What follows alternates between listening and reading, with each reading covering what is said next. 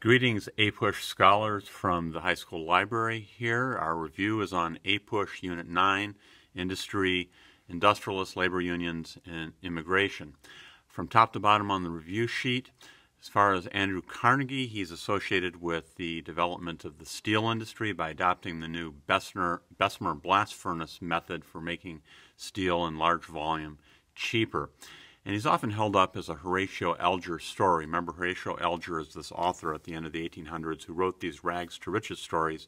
And Carnegie came over as a 12-year-old. His father was an unemployed Scottish weaver.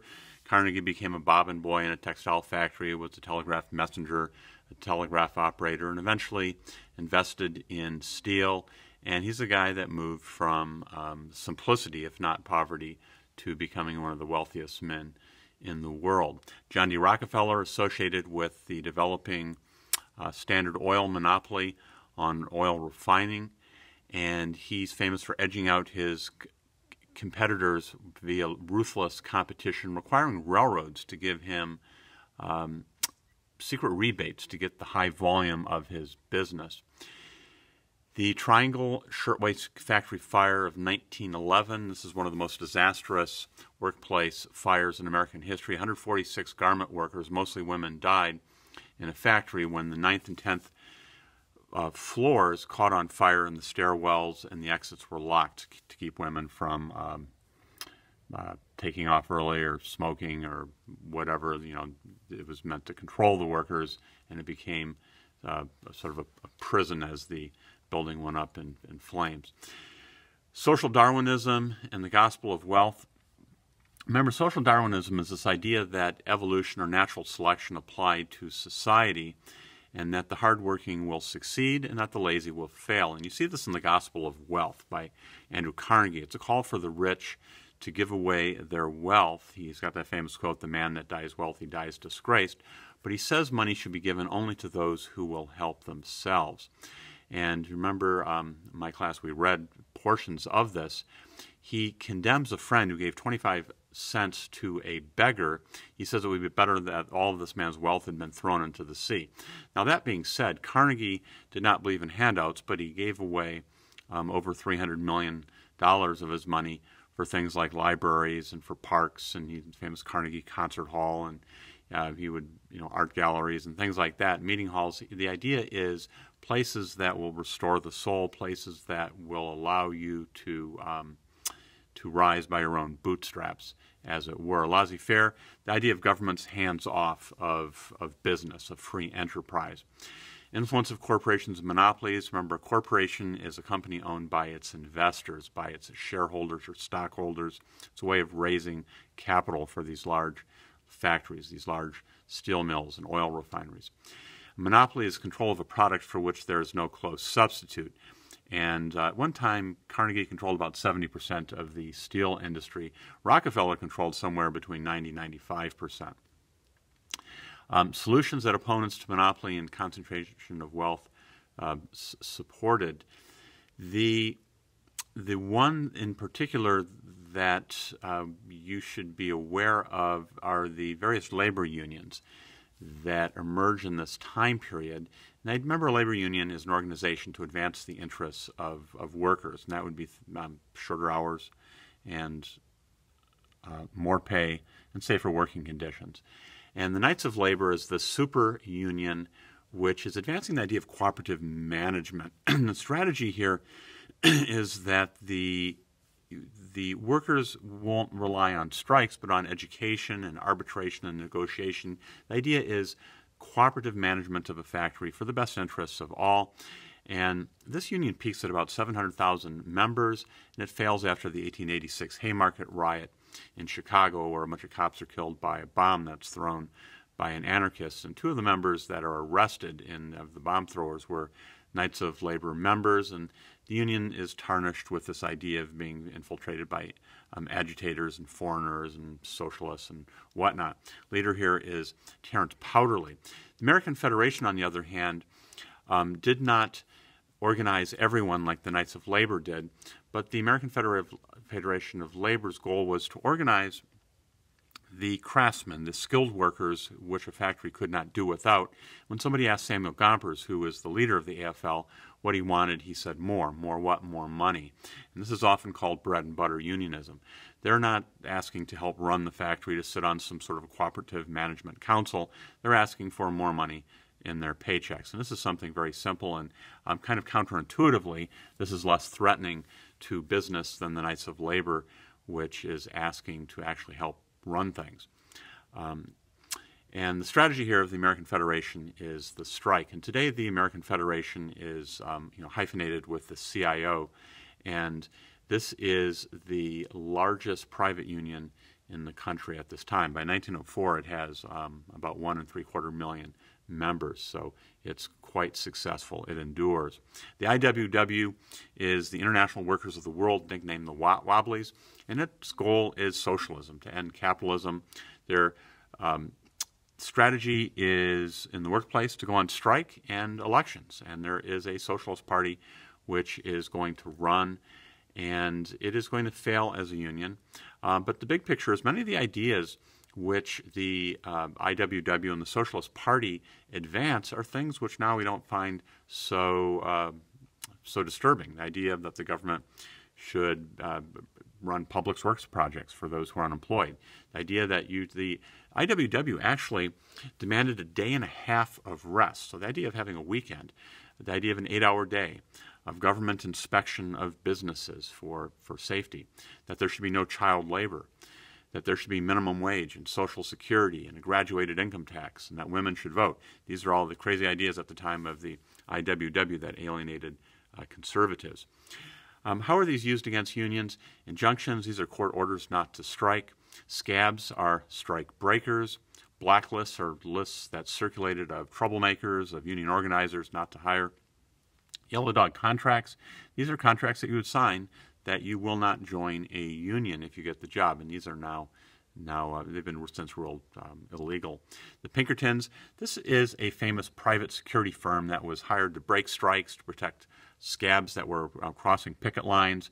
The Pinkertons kept strikers out of factories and intimidated strikers and infiltrated unions. So the Pinkertons are sort of the muscle of a lot of these factory owners, like Carnegie at the Homestead strike and outside of Pittsburgh. The differences between old and new immigrants. The old immigrants are those who came in the early 1800s, sort of generally before the Civil War. And they're coming from, and this is a generalization, and the details I'm going to give you here are generalizations, but the old immigrants come from Northern and Western Europe. They tended to be from the British Isles. They tended to be English, Scottish, Welsh, Scots-Irish, tended to be Scandinavians, places like Norway, Sweden, Denmark. They tended to come from Germany. And this being the case, they tended to be overwhelmingly Protestant, with the notable exception of the Irish Catholics. They tended to speak English, at least those from the British Isles. They tended, from the British Isles, to have some understanding and participation in democracy. Now, again, there's very limited government in Great Britain at this time, but there is representative government. These ideas of the Magna Carta, Petition of Right, Bill of Rights, Habeas Corpus Act are coming over from a British background. So the idea of self-government is not foreign. In fact, it's expected by people from Great Britain, and many of these people are settling on farms in the early part of the 1800s. The contrast here is with the new immigrants in the late 1800s going up into the 1920s from Southern Europe, Central Europe, and Eastern Europe. Some groups of note: the Poles, the Italians, the Greeks, the Czechs, the Hungarians, and people from the Russian Empire. Not so many Russians, but those who the Russians are oppressing, such as the Poles and Ukrainians, Lithuanians, Latvians, Estonians, Finns. These are coming over to escape, and Jews. Lots of persecuted Jews from Europe, a lot of Catholics coming over, and Orthodox, not a lot of Protestants. These new immigrants tended not to speak English. They tended not to come from countries with any any level of democracy or representative government. And they tended to be very poor and to disproportionately settle in the cities. And if you're going with appearances, and again, this is very general, but it's a type of thing that leads to discrimination and to prejudice. The old immigrants tended to be lighter skinned, lighter hair, where the newer immigrants tended to be darker and maybe a bit shorter.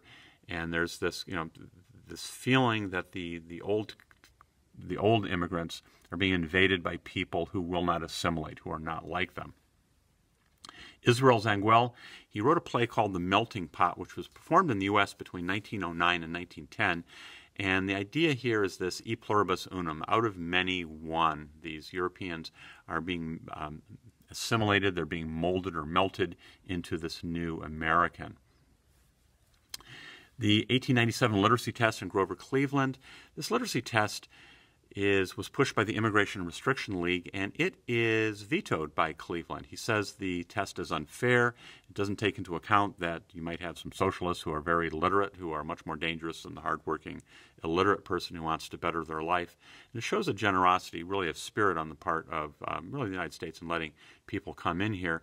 In Grover Cleveland, though, it should be noted here that the Democrats are the party that the immigrants are largely voting for. This is the party that is in control of many of the eastern seaboard cities. So Cleveland is, I think, out of integrity is vetoing this, but it's also to the benefit of the Democratic president to veto a law that would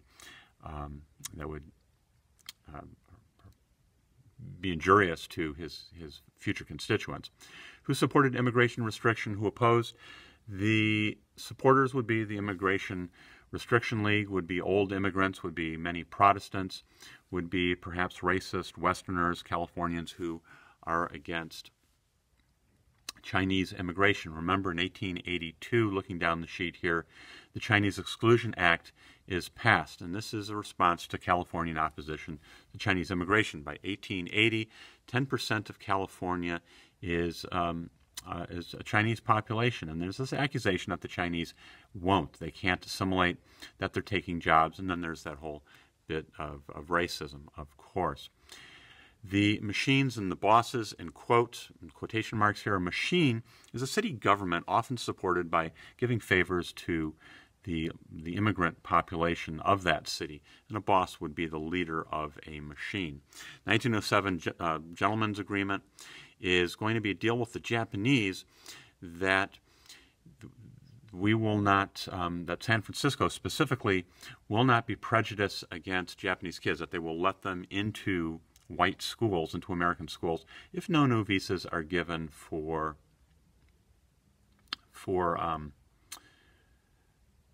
working men, for working Japanese men. So no more Japanese men will come over to work, and I was looking this up. Someplace on the internet, it said the number was only like 94 Japanese students, so it's not a tremendous number here, but this is very similar to the Chinese Exclusion Act. It's based upon racist assumptions about unassimilatable Asians. Differences between Booker T. Washington and W.E.B. Du Bois. Booker is the author of a book called Up From Slavery. He was born into slavery. He's the older of these two men. And his focus, looking at the black situation, the dilemma at the end of the Civil War, is that there's this widespread poverty and blacks need to work hard for economic progress, which is doable, which is possible, which is accepted by whites. He's got this idea of the hand, that the fingers are separate, but working together they can be strong, that the South can be rebuilt here. So he's promoting vocational education. He's got this famous quote called, "Agitation is folly." Blacks shouldn't assume that they're going to be sitting in restaurants with their former masters and going to school with their former masters' daughters or anything like that. This is just, they're not going to happen. But that blacks need to work at getting better jobs, better vocational training. And you've got Tuskegee Institute is created by him, one of the famous black colleges in this time of American history. W.E.B. Du Bois is a different guy. He grows up in New England. He's like, he may be the only black kid in his school in this northern town, and he doesn't experience the racism that Booker did. And his focus here is on political and social equality. he's not content just to have economic progress. He's part of the Niagara Conference in upstate New York, where the NAACP is founded, and this is the National Association for the Advancement of Colored People. His book is The Souls of Black Folk, and he calls for the talented 10th, that top 10th of basically black men. He's calling them to leadership. He's calling them to put themselves out here to lead their fellow brothers to fight for this full citizenship that's been promised to them in the Constitution. So W.E.B.'s pushing political and social equality, Booker for economic progress. Well, that's kind of your drive-by review here. So study early. Make sure you know this stuff. Good luck. Signing out.